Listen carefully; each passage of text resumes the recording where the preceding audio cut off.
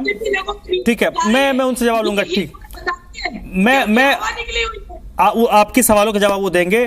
टीपू जी, अगर टीपू पोड़िया साहब, जननायक जनता पार्टी के लिए आप लोग राजस्थान में गए थे चुनाव लड़ने के लिए, क्या अपडेट है आप लोगों के पास?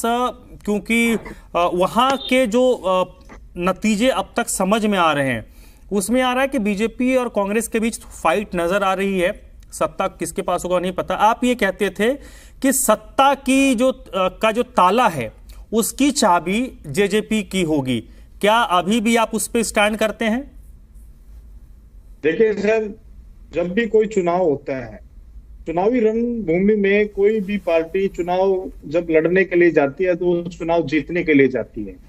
और रही बात जननायक जनता पार्टी की, जननायक जनता पार्टी ने राजस्थान में कुछ सीटों पर चुनाव लड़ा, बहुत बखूबी से लड़ा। और जिस प्रकार जो दुष्यंत चौटाला जी के प्रोग्राम हुए, श्रीमती नैना चौटाला जी के प्रोग्राम हुए, हमने वहां एक चीज जो देखने को मिली सबसे ज्यादा उन कार्यक्रमों में, उन जनसभाओं में वहां की जो महिलाएं वो निकल करके आई। तो मैं ये मानता हूं अगर जिस प्रकार वो महिलाओं की वोटिंग अगर जो हमारी उम्मीद के हिसाब से अगर होती है तो जननायक जनता पार्टी एक चौंकाने वाला नतीजा सामने लेकर के आएगी और बिल्कुल और राजस्थान की जो सरकार में एक हिस्सेदारी करने का काम करेगी। और रही बात है कौन सी पार्टी जीतेगी, आप जैसे कह रहे हो कि राजस्थान में भारतीय जनता पार्टी और कांग्रेस के बीच में टक्कर नजर आ रही है, तो मैं आपको एक बात कहना चाहता हूं कि कोई भी पार्टी किसी 500 राज्यों की बात करता हूं, 500 राज्यों में किसी की भी सरकार बने, कोई भी पार्टी सरकार बनाने में कामयाब रहे, जीत हमेशा चुनाव के अंदर लोकतंत्र की जीत होती है, जीत हमेशा मतदाताओं की जीत होती है और उस जीत को हमें स्वीकार करना चाहिए, उस जीत का स्वागत करना चाहिए। जननायक जनता पार्टी हरियाणा में जब पहली बार चुनाव लड़ी तो 10 विधायकों के साथ दुष्यंत चौटाला जी ने सरकार में हिस्सेदारी लाने का काम किया। और हर राज्यों के जो चुनावी नतीजा और जो सिनेरियो होता है वो अलग अलग होता है। हर राज्य के अंदर जो वहां के जो मतदाता होते हैं, वहां की जो जनता होती है, उनकी जो मांगे होती है वो अलग अलग होती है और उन्हीं मांगों के हिसाब से हर पार्टी अपना घोषणा पत्र बनाती है और उसका इफेक्ट भी जब आदमी वोट डालने के लिए जाता है तो उसका इफेक्ट हमें देखने को मिलता है।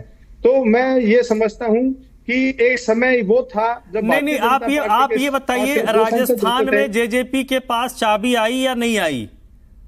फीडबैक तो आपके पास भी आया होगा। आपकी आवाज, मैं ये कह रहा हूं टीपू जी कि सत्ता की चाबी आपके पास आई या नहीं आई?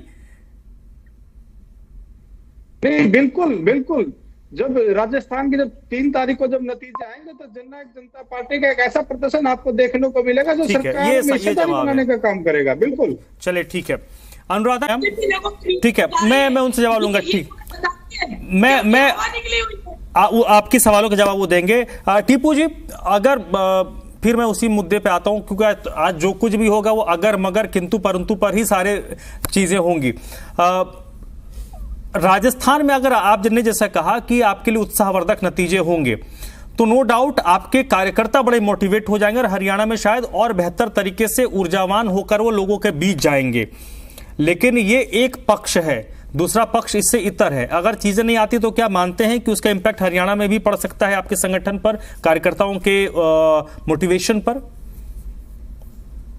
देखो धर्मराज जी, जो हमारी पार्टी का कार्यकर्ता है बड़ा समर्पित कार्यकर्ता है और हमारी जो पार्टी के जो नेता हैं आदरणीय दुष्यंत चौटाला जी, जो हरियाणा के युवाओं ने जो विश्वास जताया उनके ऊपर और जो वोटिंग हुई, जो हरियाणा प्रदेश की मैं बात कर रहा हूँ, जो सरकार में भागीदारी बने और उसके बाद उन्होंने हरियाणा के हित में काम किए।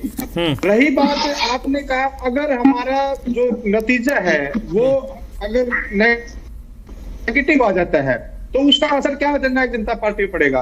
मैं आपको एक बात दावे के साथ कह सकता हूं कि जननायक जनता पार्टी का कार्यकर्ता इतना समर्पित कार्यकर्ता है, इसने अनेकों उतार चढ़ाव इससे पहले भी देखे हैं।